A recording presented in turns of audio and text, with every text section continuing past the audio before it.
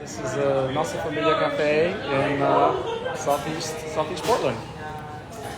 My name is Augusto. I'm the owner and founder of Nossa Familia Coffee, and it's awesome to have Shanita here with us, visiting all the way from the LA area. I'm coming in from Inglewood. I've been Sonder here, excited to be in Portland, to be with the Nossa family. Yeah.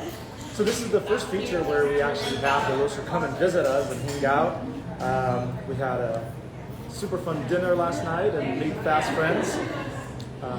The funniest thing that we have in common is that we're both quitters, right? We both quit our professions. So we did a lot of schooling. You did way more than I did as a lawyer, but I quit engineering. I guess I quit engineering too. Oh, you did, and lawyer. And law. Yeah, you're a double quitter. But yeah, as you can see, we made fast friends, and we are enjoying some of Shanita's coffee here. This is the Nile blend, which we're going to hear more about soon. It's a beautiful space. Yeah. We got the invite to profile our coffee and be a guest roaster here. A no-brainer that we would have typically seen, and so happy that you and everyone has today. One of our core values is ABMF, which stands for Always Be Making Friends. So we've always wanted to feature other roasters. We like having common friends. It's a really competitive industry, but we have so much in common with other common people. So day one, we've done trades and brought on other roasters to feature. And then as of a few years ago, we decided that we wanted all our features to be Black-owned businesses so we could help elevate and share the message and the good work that folks are doing. So this is our third or fourth year now featuring our Black-owned roaster. And we're stoked to have Shanita here and the team joining in via IG Live. Great. So just to review, I am Augusto. I'm the founder of Nossa Familia Coffee here in Portland, Oregon. We import coffee from my family's farm in Brazil and a few other partners. We started here in 2004. And for the past few years, we've been hosting and featuring Black-owned coffees from Portland and around the country. And we are just stoked to have Shanita here. We had a great dinner last night, getting to know each other. Realizing that we're both quitters. You know, I'm a quitter of engineering, and she's apparently a double quitter of engineering and lawyering. But we were both drawn to coffee, and here we are. Yeah, and I'm sad I can't be up there with you both in Portland, but holding it down here in Inglewood. For everyone that doesn't know, I'm Amanda-Jane, co-founder with Shanita and Sonder. We are a coffee house and coffee roaster based here in Los Angeles. So our flagship, which is where we're sitting in the lab where we do our roasting, is in Inglewood, California. And we have another location downtown at the Music Center, and really are, excited for this partnership that's kicking off with Nossa Familia Coffee. Really excited to do things like this, which is why we're in coffee, right? It's such an amazing product, and to be able to chat with others and have these fun experiences is all about what we're about. So we're excited for this, and love the Portland, Inglewood connect that we have going on here. Shout out to Instagram for allowing us to be able to do something like this. Question, one more time. How did you all connect with Umuko Coffee? How did that relationship start? Yeah. So Umuko reached out to us about in reaching out, and it's, so our roaster, which is right behind us, is a bellwether roaster. And previously, before meeting Chris from Umuko Coffee, really we were, doing most of our sourcing through the Bellwether Marketplace and getting to know those traders and farmers in that way. But really, what does that look like for us? It was moving into actually having those direct relationships, right, with the farmers and with the farm, and really knowing them hands-on as our partners, right? Like our partners in coffee. And so after the initial reach out and really kind of the discussion starting and Chris sharing more about Umuko, about the, you know, just his family farm, the story, the just all of everything, really, and really developing that relationship. And sending us samples, and then us kind of in the lab, which is where we're sitting, you know, playing around with different sample set and different roast profiles, really just falling in love, and really excited to have Umuko as our first kind of direct relationship. Speaking of, perfect timing. Yes. Chris, I was Hello. singing your praises of Umuko. Yeah, I And was kind of how we following from the met. beginning. Okay, awesome. And how kind of we first were introduced just by, you know, that reach out and really growing our relationship and partnership, which has been, you know, awesome. And it's really been, you know, not just on the, you know, the coffee side, as well as, you know, knowing the entire ecosystem. You know, this past holiday season, we were able to have agaseke, which are these traditional Rwandan baskets, right? That the same women that farm our coffee, the Nile, also make that, right? And kind of what does that look like to have that symbiotic and larger relationship with our partners on the ground? You know, as an example of just kind of all the ways that plus more that we're excited to kind of move into. But I'm going to shut up because we've been waiting for Chris to jump on, and particularly around just all the exciting, innovative things that Umuko's working on the ground around cultivation, and to share more and kind of enlighten us, because we're excited to hear from you. Yeah, and I'd love to know, Chris, how like back to basics. We've never met, so I'd love to know like how you even got into coffee, and maybe some background from you. All right, thank you very much, and thank Amanda and Shanita for, you know, bringing me on.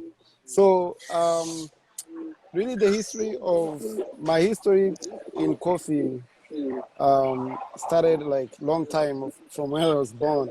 So I come from a family of coffee farmers, and my parents, actually my dad started his first farm when he was 17. So, and that farm until now is still there. It has definitely grown a lot. So in 1977, that's when my dad started his first farm, and he got married in 1984. So when my mom was a teacher, so she really helped him to grow the company, to grow the farm. And that time they used to do just like a semi-wash process. So they would sell coffee locally. So And which this was really in made, Rwanda? in Rwanda, yes. So which meant that they really never made a lot of money. So in 1994, the business stopped because of genocide in Rwanda, and we were able to continue the business in 1997. So after that, Wow. the government brought the policy to start doing more specialty processing, so fully washed most of the time. So that's when my family, because we're probably like the largest local family that was in coffee, so we started doing like fully washed processing, which is not really like an easy task, because my parents, they only had like, my mom only had high school, so we never had like those international connections. So what that meant, the business, we had to sell coffee locally, and most of the time to very, very low cost. So they end up losing the business pretty much because they couldn't keep up with the market. And that was like in 2013. So that time I was in medical school, and my young brother was studying agriculture and business. So that's how we kind of decided, okay, you know, guys, we can't let this happen. We gotta step up. So I continued to do my medical work, but then I started like learning more about coffee, because we knew a lot about like processing, but we did not know much about trading. So when I moved to the US for school at Johns Hopkins, I decided to start like an import business. And that was after that we were working with an importer that really wanted to keep us paying really money. And I was like, that just happen because, the business wouldn't be sustainable. So in a very short description, that's how like our full story.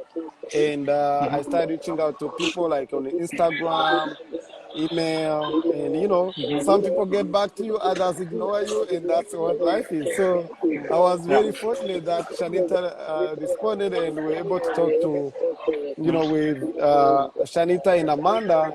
And actually, when Shanita came to Baltimore, we were able to visit our warehouse. So that's really like the story in Can a I? very short description. Yeah. So I was going to say one thing you said, Chris. Can everyone hear me okay? Just want to make sure. Okay, awesome. Yeah, I can We hear were you talking, guys. perfect. We were talking last night at dinner about, importing. And, sometimes we can find the source, we can meet the farmers, and then there's still a process, the importing process that can have either create certain delays or certain things that you have to kind of figure out. And in some places, it could even put you some obstacles. And so I just love, your story, Chris, what you've been able to do with Umuko Coffee and really starting to address some of that direct sourcing concerns that have come up with some of the importing ability. So it's just fascinating, and I know we were chatting about that this last night at dinner. Very, you've been able to do with that. So a question for Chris, like it must, like your family must feel super proud to have like, your story featured here in the US, roasted so well and No, such good marketing behind it. yeah, it's amazing to see because my parents, my dad only knows how to do like all he knows is to do coffee, but they had really never made it to the international market until like maybe 3 years ago. So that really makes me feel proud and keeps us going. And I also should say that like the ability to be able to talk to people who are actually consuming the coffee is very meaningful to people at the farm.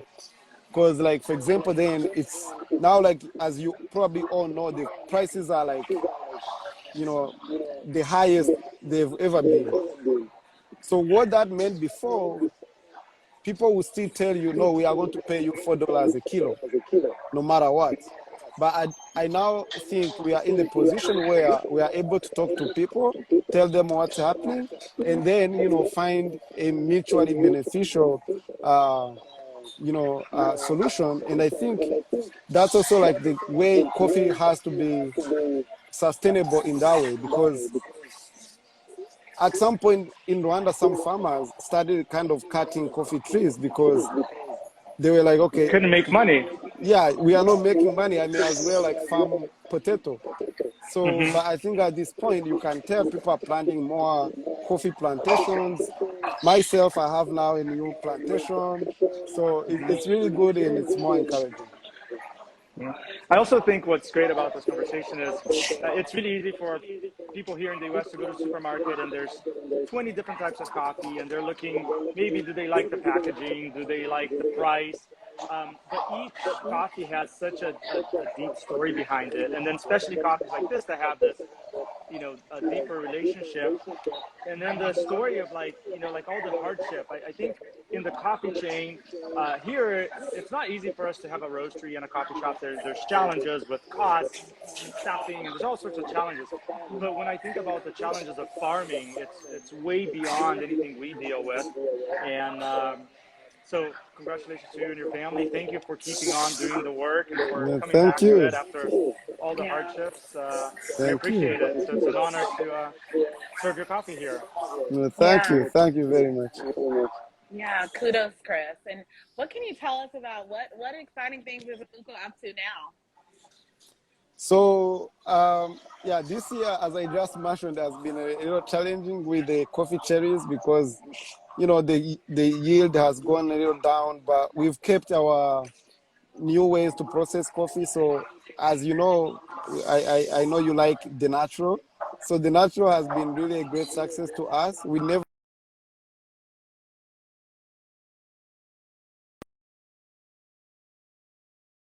on the dry beds for like 4 weeks, 5 weeks. it requires like some level of attention and thought. So my young brother, with his training, he came up with other 4 ways to process coffee. So we have now an aerobic 72 hours. It's called Ireme. So that's the idea that you keep coffee in a big environment for 72 hours. And that really is good because this coffee tastes very different than any other coffee. And I've had so many descriptions, including one saying, this really smells like wine.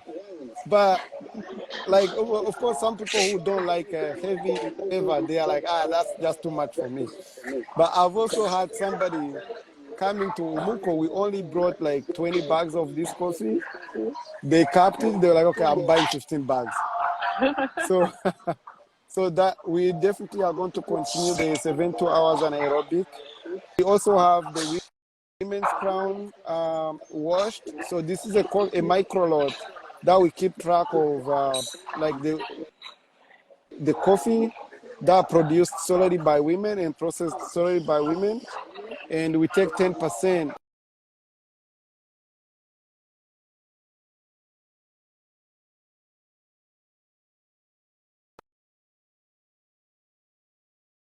all the partnerships we have here. So that's very, very meaningful to me and to my family.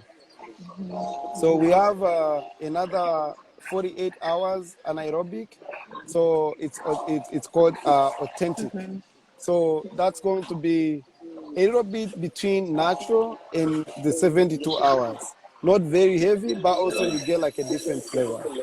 So those are the only 4 processes that we'll be carrying this year.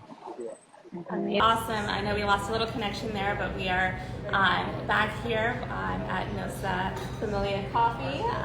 We may have, hopefully everyone got to check out and hear from Chris, who is the family of farmers. The coffee that we are showcasing here is a guest roaster with Augusto. And this beautiful space in Portland. I get to be in Portland for a couple of days. I'm going to sip in Sonder. We'll get Amanda and Brennan back on. Let me go live segment, but I know Chris isn't on anymore right now, but just want to say thank you to Chris for always sharing his story. Hi, Amanda and Brennan. Welcome back. Was just giving a thank you to Chris for his time and always sharing his story. It's amazing to hear from the farmers. And like Augusto was saying, there's, we have the things that we work on here in the roastery and the coffee shop, but really going back and understanding what's happening at the farm and the innovation there and even the strife and, what does it mean to price our coffee and get that back. Absolutely. And so much about what Sip and Sonder is focused on with our coffee is building that ecosystem, and so we're so thrilled to be in partnership with Umuko Coffee and to count Chris as our friend at Sip and Sonder and now our friend at Nossa Familia. I know. And it's awesome, it really speaks. So I think, chats like this allow us to have an appreciation for, what you're seeing on the tail end, right? As just the coffee consumer really, dials back to that innovation that's happening on the ground is going to the sustainability, both right of coffee industry as well as the actual ecosystem on the ground. And I think that, oftentimes, we drink, we consume, we're consumers, we all are. But kind of having that moment to really understand the connectivity of why it's important to drink a denial or Nossa Familia coffee and what the import that has is just super important. So super excited.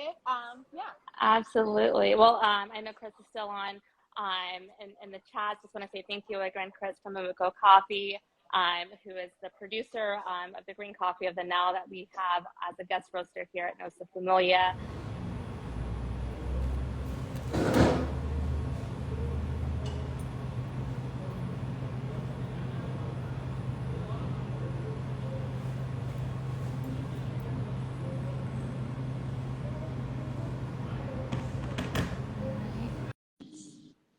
Seconds here.